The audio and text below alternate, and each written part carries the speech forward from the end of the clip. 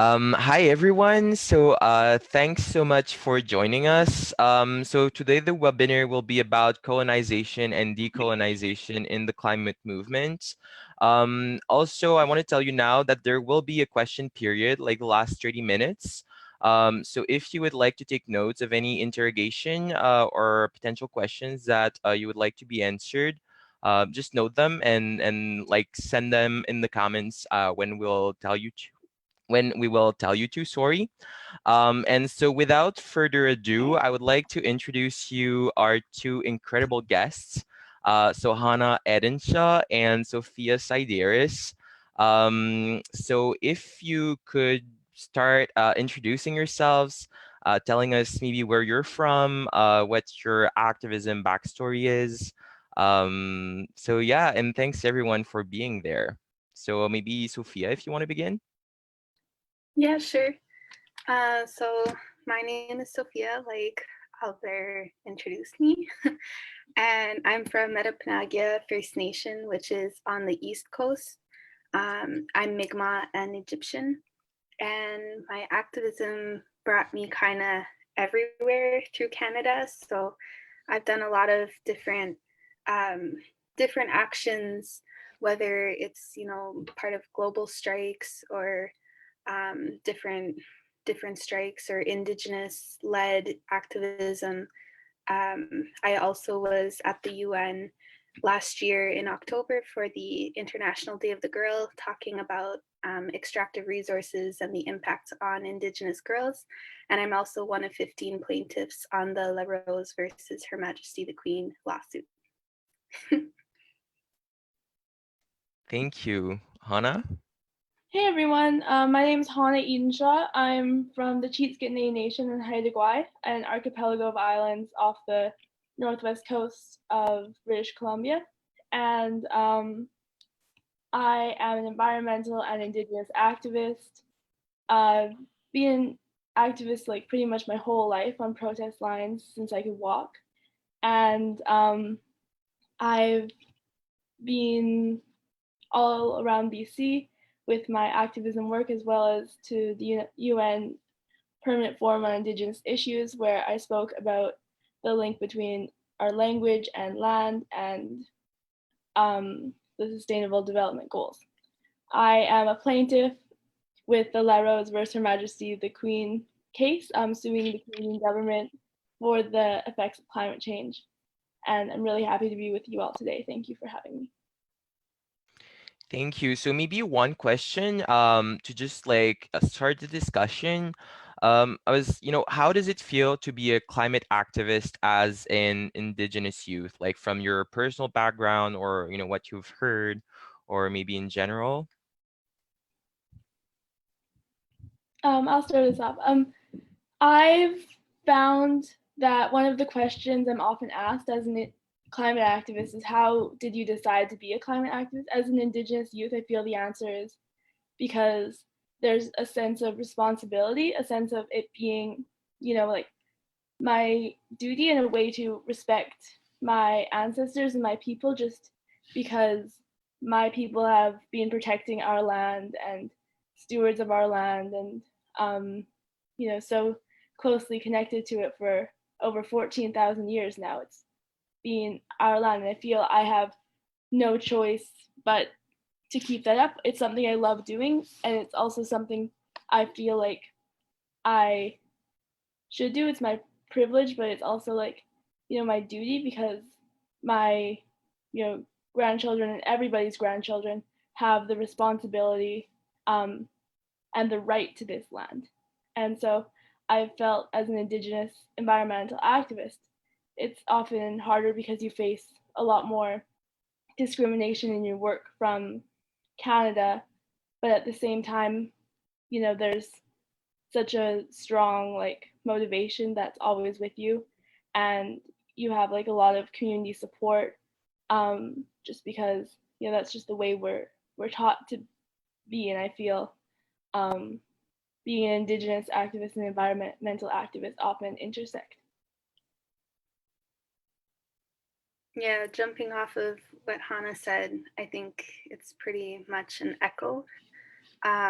Also, that, we share a lot of the same responsibility as Indigenous peoples, no matter where we are across Canada, across Turtle Island, or even on a global scale. As Indigenous peoples, we all have this connection to Mother Earth and this understanding that we need to take care of the earth for our next 7 generations, and the people that are always on the land, taking care of that land and making sure that that land is going to be protected um, against any and all corporate entities.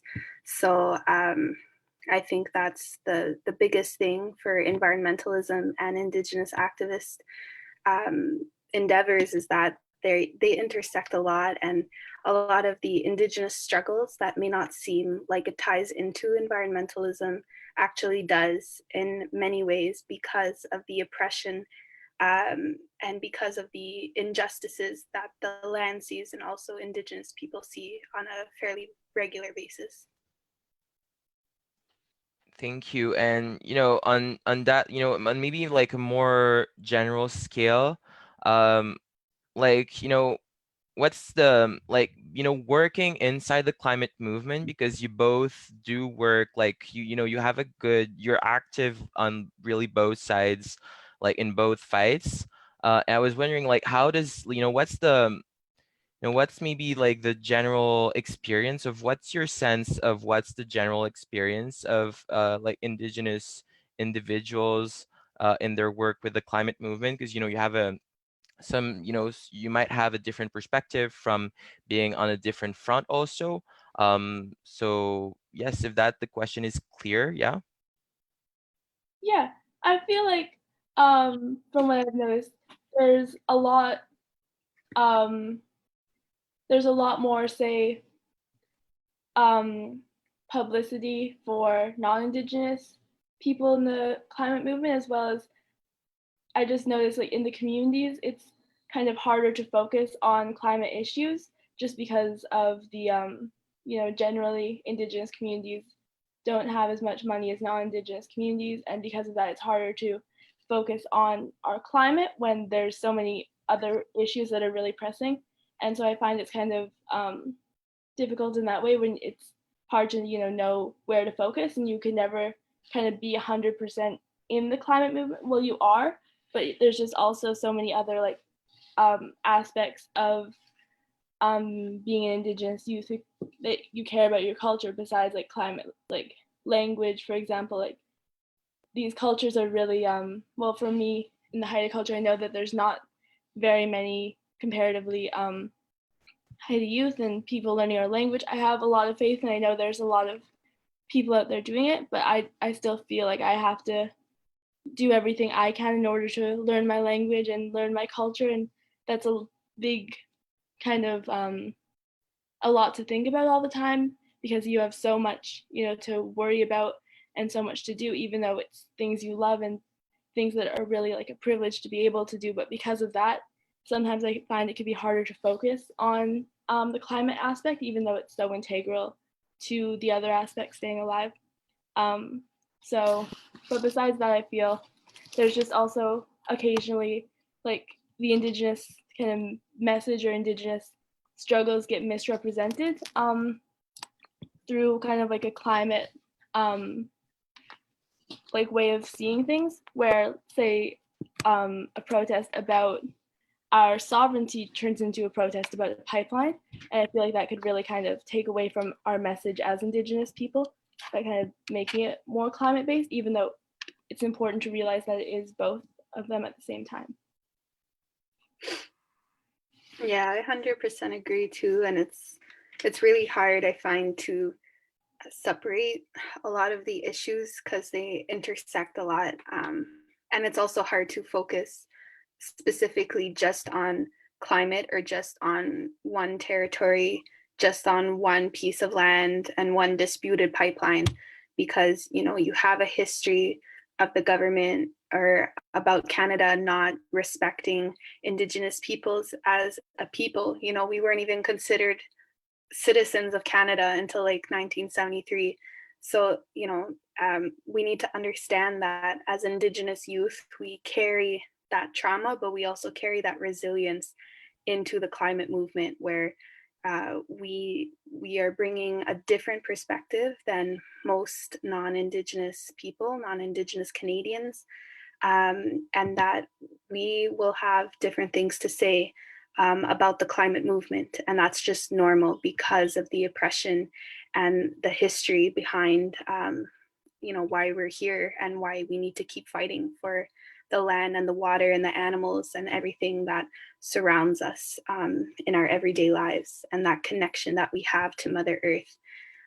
Also, like Hannah said, there's a lot of different things that Indigenous youth have to deal with that maybe other people don't have to deal with, that are symptoms of colonialism being enacted onto Indigenous peoples on a continuous basis, right? So you have suicide epidemics that can just explode in one community to the next, and then you can have boil water advisories and lateral violence, sexual violence in communities.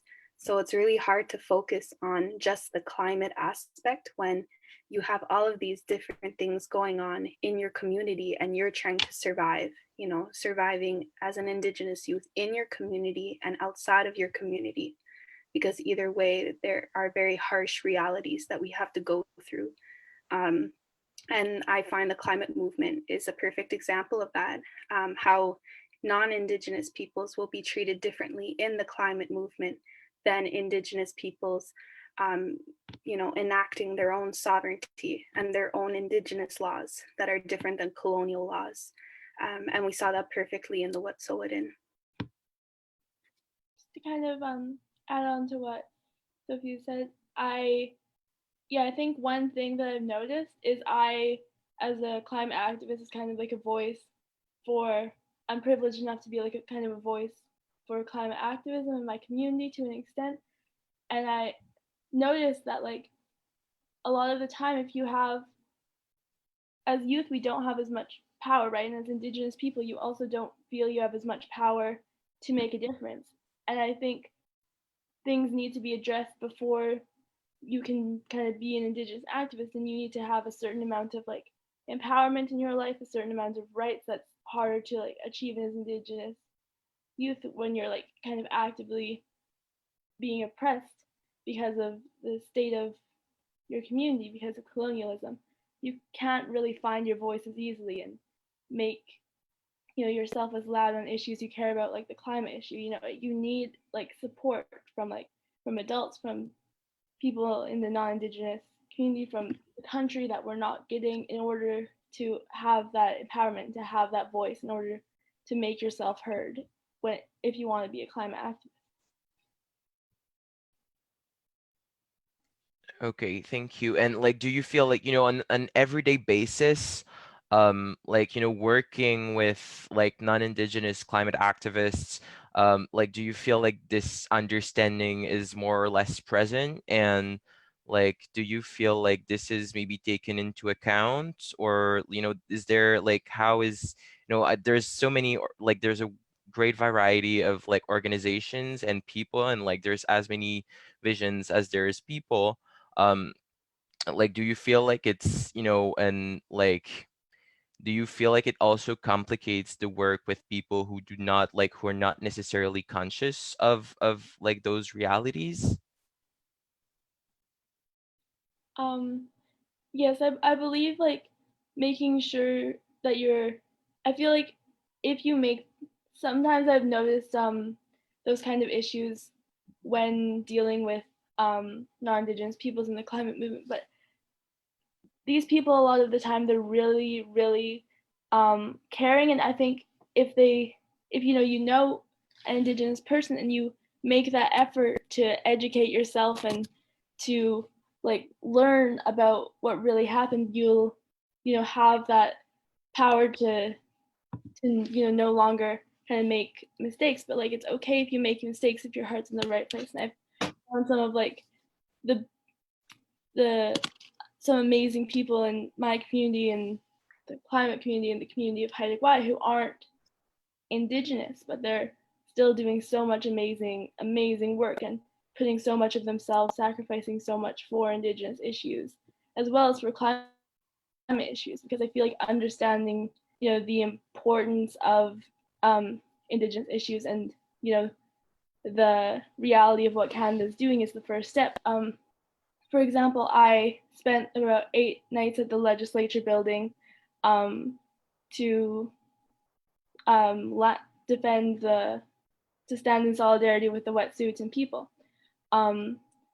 early March. And there were so many people going out there as well from my school.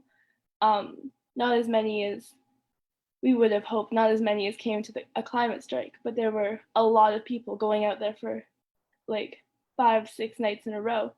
In the beginning, it was mainly just Indigenous people, but then a lot more people came. And one of the students, one of my peers who was out there the most, her name is Nadia. She's non-Indigenous Canadian, but she lived most of her life not in Canada, so she didn't really come to my school with a very good understanding of Indigenous like issues, but she like spent time with Indigenous people, and she learned, and she spent so many nights out at the legislature, you know, putting herself on a list to be arrested because she knew, like, if you're white, you're going to get treated differently from police, and she knew that the movement needed that. I actually have a quote from her.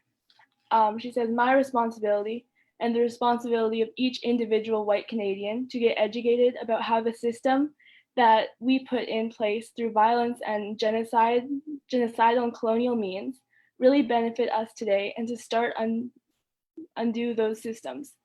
Because it's not right to have privileges at the expense of somebody's safety or somebody's land or somebody's culture."